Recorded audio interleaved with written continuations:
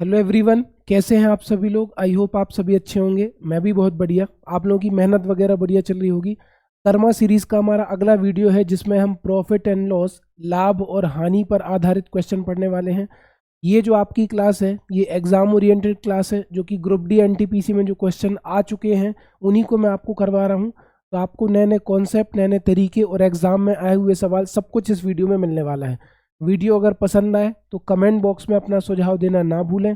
Channel पर पहली बार आए हैं, वीडियो अच्छा लगे तो सब्सक्राइब करें और पढ़ने वाले ज़रूरतमंद लोगों को जरूर शेयर करें। तो चलिए गाइस, आज का वीडियो स्टार्ट करते हैं। जय महाकाल। अब आप ध्यान से देखना, सबसे पहले क्वेश्चन सॉल्व करने से पहले क्वेश्चन को आप पढ़ा करो। क्या कह रहा है? एक वस्तु का क्रय मूल्य 4500 रुपये है। एक मिनट रुकना आप ना। एक वस्तु का क्रय मूल्य जो है वो कितना है? 4500 रुपये है। और उसका जो विक्रय मूल्य है वो 3500 रुपये है। ठीक है। तो हानि प्रतिशत आपको बताना है। तो यहाँ पर दो चीज़ों की बात हो रही है, एक तो क्रय मूल्य, ठीक है, कॉस्ट प्राइस, और एक विक्रय मूल्य। सीपी को बोलते हैं कॉस्ट प्राइस यानी कि क्रय मूल्य, ठीक है। और सेलिंग प्राइस इंग्लिश में, हिंदी में बोलते हैं विक्रय मूल्य। तो जिस कीमत पर किसी भी वस्तु को खरीदा जाता है, जिस कीमत पर किसी भी वस्तु को खरीदा जाता है उसे क्रय मूल्य कहते हैं, और जिस कीमत पर वस्तु को बेचा जाता है उसे विक्रय मूल्य कहते हैं, है ना। जैसे मान के चलो ये पेन मैंने 50 रुपए का खरीदा, है ना। ये पेन 50 रुपए का खरीदा तो ये मेरे लिए क्रय मूल्य हो गया।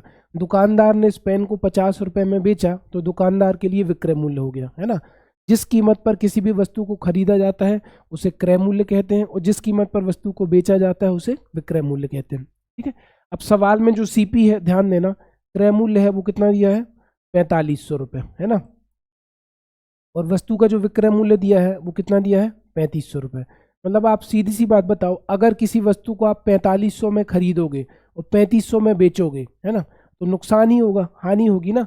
क्रय मूल्य ज़्यादा है, खरीदी गई कीमत ज़्यादा है, बेची गई कीमत कम है, तो 1000 रुपये डिफरेंस आ रहा है, आपको नज़र आ रहा है। तो यहाँ पर आपसे पूछा भी क्या गया है? हानि प्रतिशत बताओ। तो ध्यान देना, लॉस परसेंटेज कैसे निकलेगा? लॉस परसेंटेज निकलेगा, आप कहोगे सर नुकसान कितने का हुआ है? 1000 का। 1000 का नुकसान हुआ है, ठीक है। और लाभ और हानि हमेशा किस पर होते हैं? क्रय मूल्य पर, जिस कीमत पर वस्तु को खरीदा है। तो 1000 का नुकसान हुआ किस पर? 4500 पर। और किसी भी भिन्न का प्रतिशत निकालने के लिए 100 से गुणा। 1 2 3 1 2, है ना। केवल 2 जीरो कटेंगे मेरे भाई, ये 10 आपका जिंदा रहेगा। 5 दूनी 10, 5 नाम 45, है ना। 100 का 2 में गुणा करो तो 200, 200 बटे आप 9 करेंगे ना तो आपका आंसर आ जाएगा। आप भाग देकर देखना, 9 दूनी 18, 22 सही, 2/9% इसका आंसर आएगा। आप 200 में 9 का भाग दे देना, ठीक है। अगले सवाल की तरफ चलते हैं। अगला सवाल क्या है कि किसी वस्तु को 222 रुपए में बेचने पर एक व्यक्ति को 48 रुपए की हानि होती है, तो उसका हानि प्रतिशत ज्ञात करो। 222 में वस्तु को बेचा है तो वस्तु का जो सेलिंग प्राइस है, सेलिंग प्राइस कितना है? 222 रुपये, 222 रुपीज़, है ना। तो इसका कॉस्ट प्राइस कैसे निकलेगा? कॉस्ट प्राइस निकलेगा 48 रुपये की हानि हो रही। अगर इस 222 रुपये में मैं 48 रुपये जोड़ दूं तो जो कीमत हमें प्राप्त होगी वो हमारी होगी क्या? क्रय मूल्य, जिस कीमत पर हमने खरीदा है। तो 222 में 48 जोड़ोगे तो कितना आ जाएगा? 8 और 2 10 का 0, 4 और 2 6 और एक 7, 270 रुपये। 270 रुपये वस्तु का क्या आ गया? 270 रुपये क्रय मूल्य आ गया। विक्रय मूल्य कितना है? 222 रुपये। अब आपको समझ में आ रहा होगा, 270 रुपये में वस्तु खरीदी, 222 रुपये में बेची। सवाल में लिखा ही है कि 48 रुपये की हानि हो रही। लॉस परसेंटेज कैसे निकलेगा? 48 रुपये की हानि है। और लाभ और हानि हमेशा किस पर होता है? लाभ और हानि हमेशा क्रय मूल्य पर होता है। तो 48 रुपये का जो लॉस हुआ है वो किस पर हुआ है? 270 पर। और किसी भी भिन्न का प्रतिशत निकालने के लिए 100 से गुणा। 0 से 0 कट गए, 3 से काटो तो 3 नाम 27, 3 से काटो तो 16 3 48, है ना। 16 में 10 का गुणा करोगे तो 160/9। 160 में 9 का भाग दो तो आपका आंसर आ जाएगा। भाग दे के देख लेना, 9 एकम 9, 50 7 हो गए 70, 9 9 7 63, है ना, बचे 7। तो 17 सही 7/9, 17 सही 7/9% आपको ए ऑप्शन में दिख रहा होगा, है ना। अगले सवाल की तरफ चलते हैं। अगला सवाल क्या है कि 32 वस्तुओं का विक्रय मूल्य, 32 वस्तुओं का विक्रय मूल्य 38 वस्तुओं के क्रय मूल्य के बराबर है, लाभ प्रतिशत ज्ञात करो। ध्यान देना, क्या कह रहा है कि 32 वस्तुओं का 32 वस्तुओं का जो विक्रय मूल्य है, मतलब जो सेलिंग प्राइस है, वो 38 वस्तुओं के क्रय मूल्य के बराबर है ना। कहने का मतलब बराबर है, मतलब अगर उसने 100 रुपये में वस्तुएं यहाँ खरीदी होंगी तो यहाँ पर भी उसने वस्तुएं कितने में बेची, 100 रुपये में। लाभ और हानि हमें पैसों का नहीं हो रहा, वस्तुओं का हो रहा। जितने में 38 वस्तुएं खरीदी, सीपी मतलब खरीदी, उतने में 32 वस्तुएं बेची, है ना। सेलिंग प्राइस मतलब बेचना, यहाँ पर वस्तुओं का फायदा हो रहा। क्रय मूल्य मतलब खरीदना, जितने में 38 वस्तुएं खरीदी उतने में 32 वस्तुएं बेची, है ना।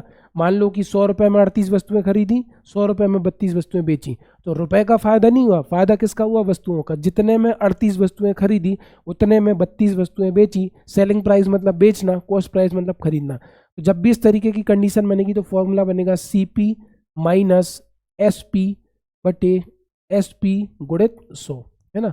अगर CP माइनस SP करने पर माइनस का चिन्ह आ जाए तो लॉस, और CP माइनस SP का को घटाने पर प्लस का चिन्ह आ जाए तो प्रॉफिट, ठीक है। तो CP के साथ कितना लिखा हुआ है, 38 लिख दो, माइनस SP के साथ कितना लिखा हुआ है, 32 बटे SP, तो नीचे आ जाएगा 32 गुणित 100।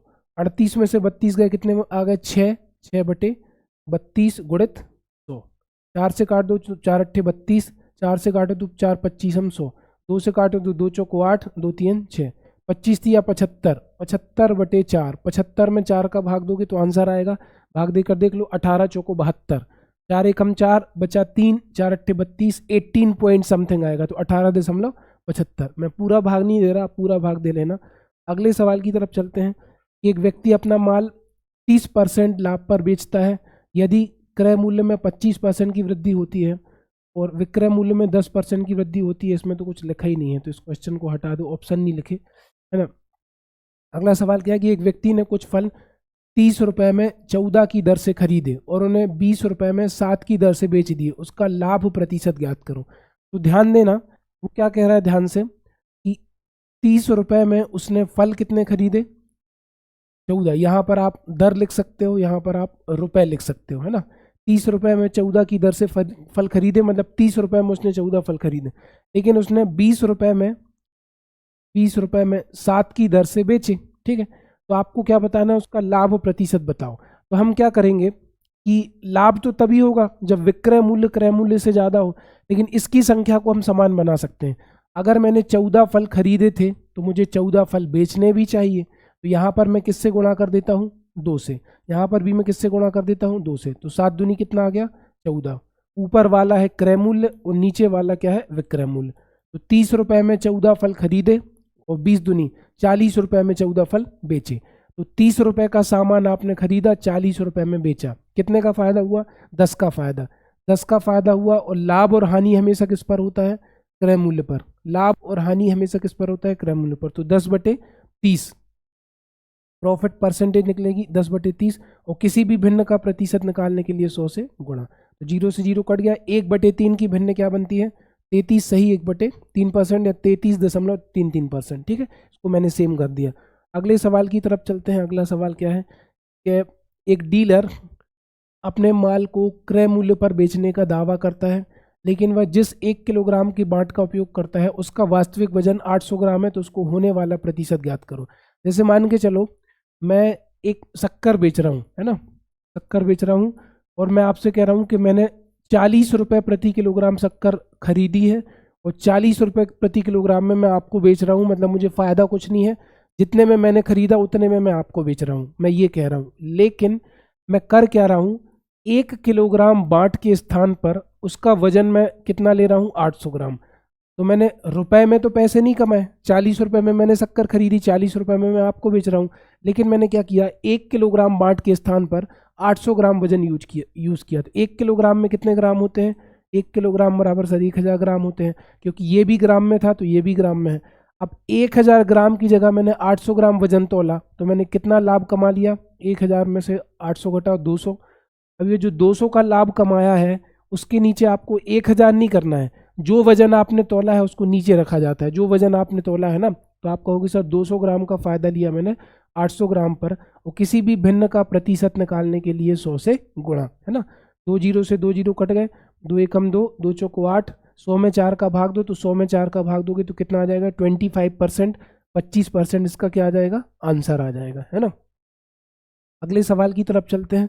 अगला सवाल क्या है, एक दुकानदार 18 किलोग्राम भाव पर खरीदे गए गेहूं को 20 रुपये प्रति किलोग्राम के भाव पर बेचता है और वह बेचने के समय 1 किलोग्राम के बजाय 900 ग्राम गेहूं देता है, तो दुकानदार का वास्तविक लाभ बताओ। तो उसने किया क्या, है ना, ऐसा बेसिकली बनिया लोग करते हैं कि 18 रुपये का गेहूं आपको 20 रुपये में दे रहा है, 2 रुपये तो वो यहाँ प्रॉफिट कमा रहा है, और 1 किलोग्राम के स्थान पर 900 ग्राम दे रहा है, तो उसने डबल प्रॉफिट कमाया।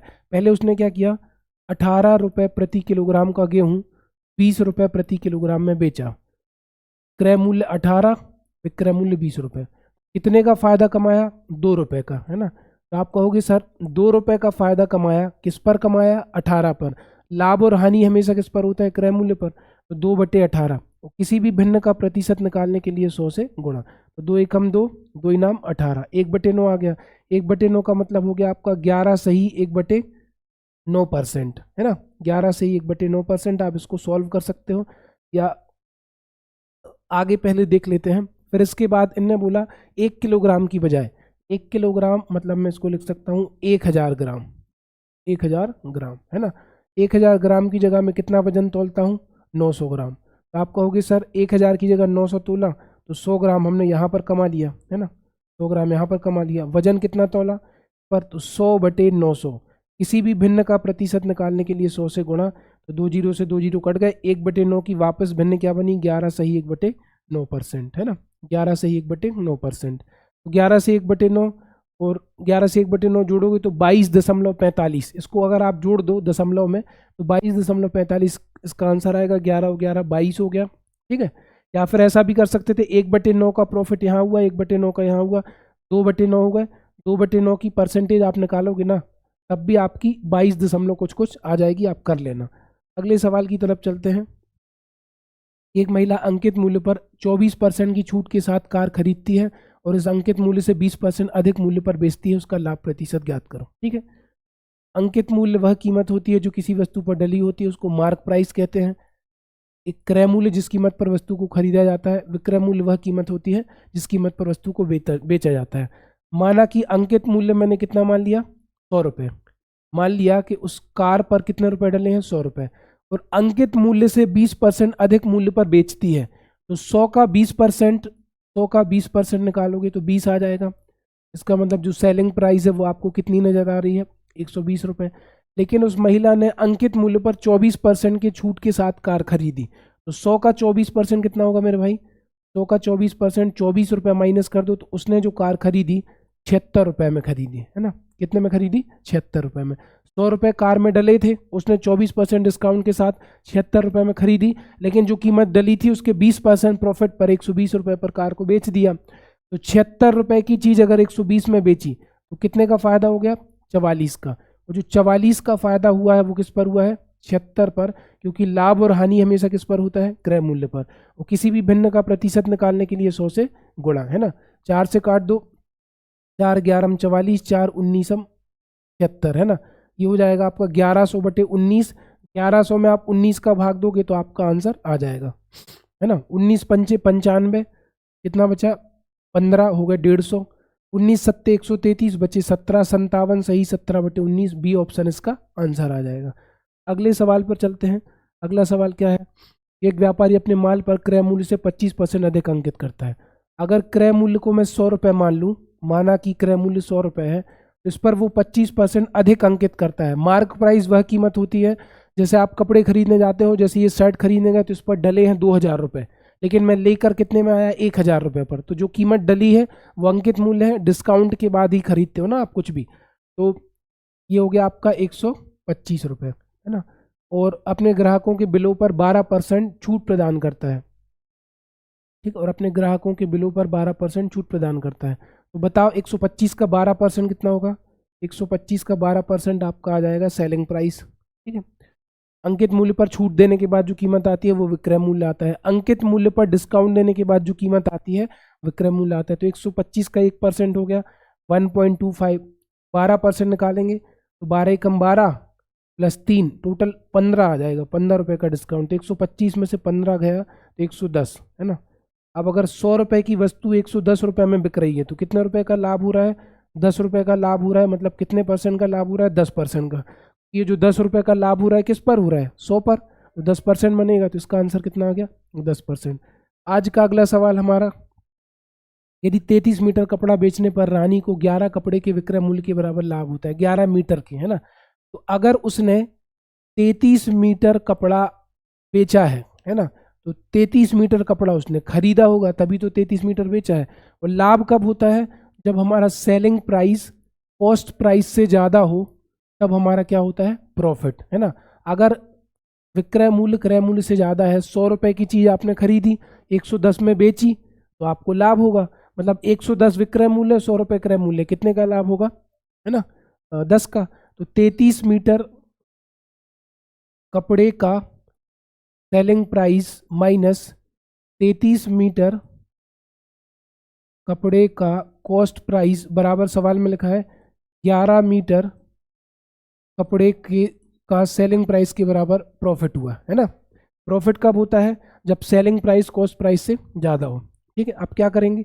11 को इधर ले आओ, ये भी सेलिंग प्राइस है, ये भी सेलिंग प्राइस एक ही तरफ आएगा, तो 33 में से 11 गया, 22 मीटर कपड़े का एसपी, ये उस तरफ जाएगा, तो ये कितना हो जाएगा?